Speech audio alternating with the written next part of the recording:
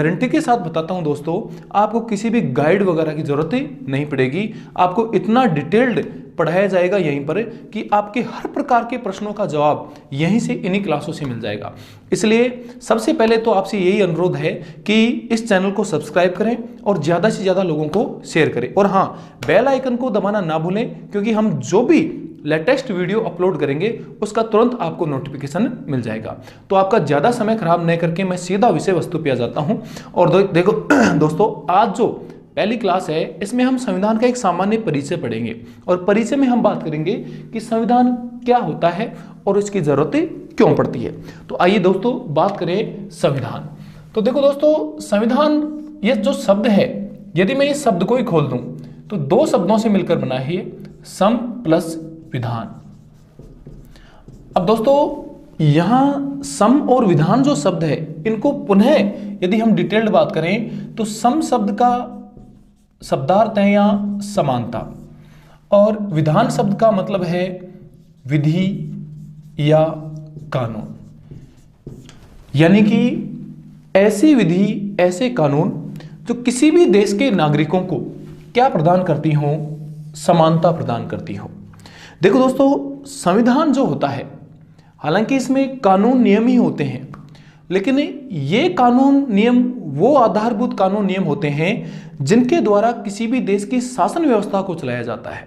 जैसे एग्जांपल के तौर पे बात करें तो अपन जिस देश में रहते हैं, भारत, और हम संविधान भी पढ़ेंगे किसका, भारत का संविधान। लेकिन ये भारत का संविधान है क्या, और इस भारत के संविधान की जरूरतें क्यों पड़ी। देखो दोस्तों, जब देश आजाद नहीं हुआ था और देश का अपना, भारत का कोई संविधान नहीं था, उससे पहले भारत में शासन कर रहे थे अंग्रेज। और अंग्रेजों के शासन के दौरान भारत में संविधान नाम से कोई भी पुस्तक या संविधान नाम से कोई भी ढांचा नहीं था। जब देश आजाद हो जाता है तो उसके बाद में भारत का शासन अपने स्वयं भारतीयों के अधिकार में आ जाता है, और यहां पर जिस सरकार का गठन होता है वो भी एक भारत की सरकार थी। तो कोई भी जो देश होता है, तो जैसे बात करें अपना खुद का भारत एक क्या है, देश। इस भारत देश की एक क्या होती है, सरकार। जब भारत देश आजाद हुआ था तो भारत देश में गठन हुआ किसका, सरकार का। लेकिन ये सरकार काम क्या करती है, ये सबको पता है। सरकार देश का क्या चलाती है, शासन। सरकार के द्वारा देश का शासन चलाया जाता है। लेकिन ये जो शासन चलाए, इस शासन चलाने का स्रोत क्या हो, यानी कि सरकार को शासन चलाने के लिए कोई ना कोई ऐसा ढांचा होना चाहिए जो इस सरकार का क्या कर सके, मार्गदर्शन कर सके।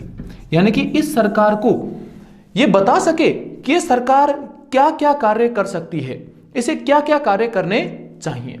और इसी मार्गदर्शन के लिए सरकार को जरूरत पड़ती है कानून, नियम या विधि की। और ये कानून, नियम, विधि जब किसी एक पुस्तक में, हम किसी एक ढांचे में जब इकट्ठा कर देते हैं तो इसी कानून और विधि को कहते हैं भारत का संविधान।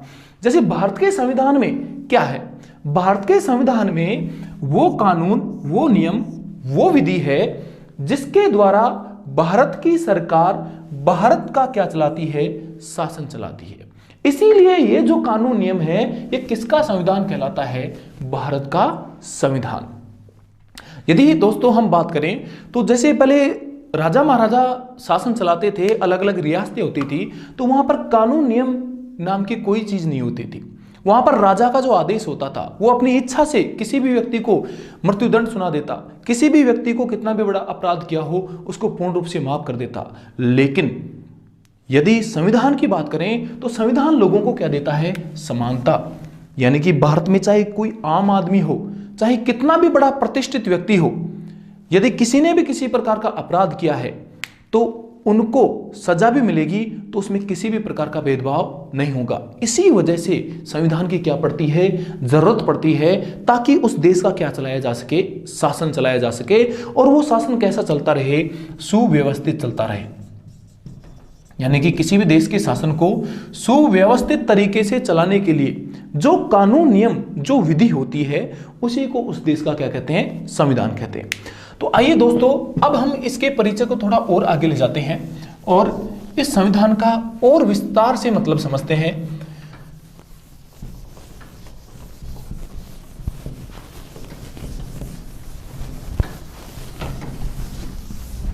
तो देखिए दोस्तों, अभी मैंने बात की कि संविधान के माध्यम से जो शासन चलाने वाली इकाई होती है वो क्या होती है? सरकार। लेकिन मैं थोड़ा सा, क्योंकि हम संविधान में जहां बात करेंगे जगह जगह राज्य और सरकार की बात करेंगे, यहां संविधान में जो एक राज्य शब्द का प्रयोग किया जाता है तो उस राज्य से मतलब किसी सरकार से होता है। संविधान में राज्य का मतलब किसी स्टेट से नहीं है, जैसे राजस्थान, मध्य प्रदेश, हरियाणा, ऐसे स्टेट से नहीं है। संविधान में राज्य का मतलब है सरकार से। तो इस सरकार का एक बार मतलब समझ लेते हैं। देखो दोस्तों, सरकार हमेशा 3 अंगों से मिलकर बनती है। सरकार के 3 अंग होते हैं। सरकार का एक अंग होता है विधायिका, जिसे आप व्यवस्थापिका भी कह सकते हो। सरकार का जो दूसरा अंग होता है वो होता है कार्यपालिका, और सरकार का जो तीसरा अंग होता है वो होता है न्यायपालिका। तो दोस्तों, सरकार के ये 3 स्तंभ होते हैं, विधायिका, कार्यपालिका और न्यायपालिका। इन तीनों स्तंभों के ऊपर सरकार टिकी होती है। किसी भी देश की सरकार यदि उस देश का शासन चला रही है तो आधारभूत रूप से इन तीनों स्तंभों का होना अनिवार्य है। अनिवार्य क्यों है, इसकी भी बात करते हैं। तो देखो, विधायिका, नाम से स्पष्ट है कि विधायिका जो होती है, ये जो विधायिका जो अंग होता है सरकार का, ये विधि या कानूनों का क्या करता है? निर्माण। यानी कि विधायिका का काम क्या है? विधि या कानूनों का क्या करना? निर्माण करना। अब विधायिका ने विधि या कानूनों का निर्माण किया, कार्यपालिका क्या करेगी कि इन विधि या कानूनों को लागू करना। यानी कि कार्यपालिका का काम क्या होगा? जो विधायिका ने विधि कानून बनाए हैं, इनको इंप्लीमेंट करने का काम किसका होता है? कार्यपालिका को। नाम से स्पष्ट है, कार्य का पालन करना। यानी कि विधायिका ने जो कार्य दिया है, इसको जो विधि बनाई है, अब इसको इंप्लीमेंट करना है पूरे देश में, तो वो काम कौन करेगी? कार्यपालिका। हालांकि दोस्तों, कार्यपालिका 2 प्रकार की होती है। एक होती है स्थायी और दूसरी होती है अस्थायी। स्थायी कार्यपालिका और अस्थायी कार्यपालिका में क्या फर्क होता है? जैसे हम एक एग्जाम्पल के तौर पे बात करते हैं। एग्जाम्पल के तौर पे जैसे नौकरशाही। नौकरशाही का मतलब जो सभी प्रकार के गवर्नमेंट सर्वेंट होते हैं, जो देश का शासन चलाने में एक तरह से कहीं ना कहीं अपनी भूमिका दे रहे हैं। एक छोटे से कर्मचारी से लेकर, एक 4th ग्रेड के कर्मचारी से लेकर IAS रैंक तक के सभी अधिकारी देश में कहीं ना कहीं अपना योगदान चला रहे हैं, देश की सरकार चलाने में, देश का शासन चलाने में। तो जो नौकरशाही है, जो गवर्नमेंट सर्वेंट हैं, जो कर्मचारी लोग हैं, वो कौन सी कार्यपालिका में आते हैं? स्थायी में।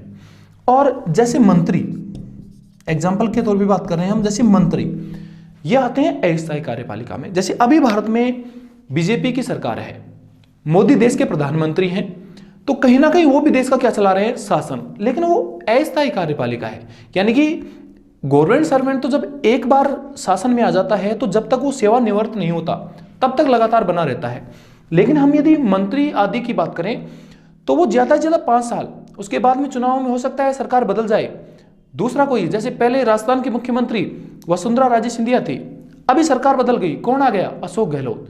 तो यहां पर यह सब बदलाव होता रहता है। लेकिन स्थायी कार्यपालिका बहुत लंबे समय तक टिकी होती है। आप एक बार सरकारी कर्मचारी बनने के बाद में लगातार जब तक आपकी सेवानिवृत्ति उम्र नहीं होती तब तक आप उस शासन में बने रहते हो। तो ये कार्यपालिका होती है। अब बात करें न्यायपालिका की, तो कार्यपालिका ने कानूनों को लागू कर दिया। अब न्यायपालिका का काम होता है दोस्तों कानूनों का संरक्षण करना। यानी कि जो विधायिका ने जो कानून बनाए हैं इनका संरक्षण करना काम किसका है? न्यायपालिका। यानी कि ये कानून सुरक्षित रहें, लोग कानूनों का सही रूप से पालन करते रहें। जैसे किसी भी अपराधी ने कोई कानून तोड़ दिया, उसने कोई अपराध कर दिया, तो अब उसे न्यायपालिका चेक करेगी कि इसने अपराध किया है या नहीं किया है, और यदि उसने अपराध किया है तो न्यायपालिका फिर उसको क्या देगी, सजा। यानी कि इन कानूनों को सुरक्षित रखने का काम जो कर रही है वो कौन कर रही है, न्यायपालिका। तो देखो दोस्तों, हमने बात की कि सरकार कितने स्तंभों पर टिकी होती है, 3 स्तंभों पे, विधायिका, कार्यपालिका और न्यायपालिका। अभी थोड़ी देर पहले मैं बात कर रहा था कि यह संविधान क्या होता है।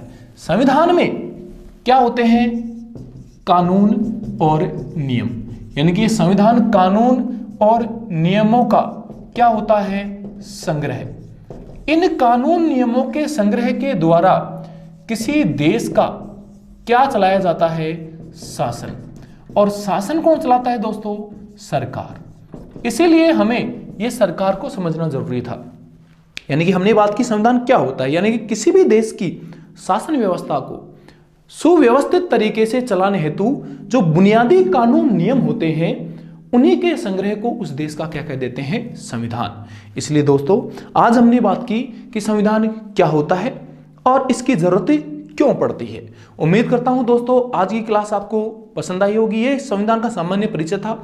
नेक्स्ट क्लास से हम टॉपिक टू टॉपिक बात करेंगे और डिटेल में संविधान के हर एक टॉपिक की विस्तृत चर्चा करेंगे। और मैं आपको विश्वास दिलाता हूं कि किसी भी प्रकार का कंपटीशन देना, आप एक छोटे से स्तर से लेके आईएएस प्रीलिम्स तक का आपके कॉन्स्टिट्यूशन जो क्लास में बताया जाएगा उससे बाहर क्वेश्चन नहीं जाएगा दोस्तों, ये मेरी गारंटी है। और हाँ, स्पेशल रूप से जो फर्स्ट ग्रेड राजस्थान में आरपीएससी फर्स्ट ग्रेड की तैयारी कर रहे हैं, उनके लिए भी हम अलग से विशेष कक्षाओं का प्रबंध करेंगे, जिसकी सूचना आपको जल्द मिल जाएगी। तो धन्यवाद दोस्तों, आपने इस वीडियो को देखा और नेक्स्ट आने वाली वीडियो को भी देखें, उसमें भी बड़ा इंटरेस्टिंग टॉपिक लेंगे हम। धन्यवाद दोस्तों।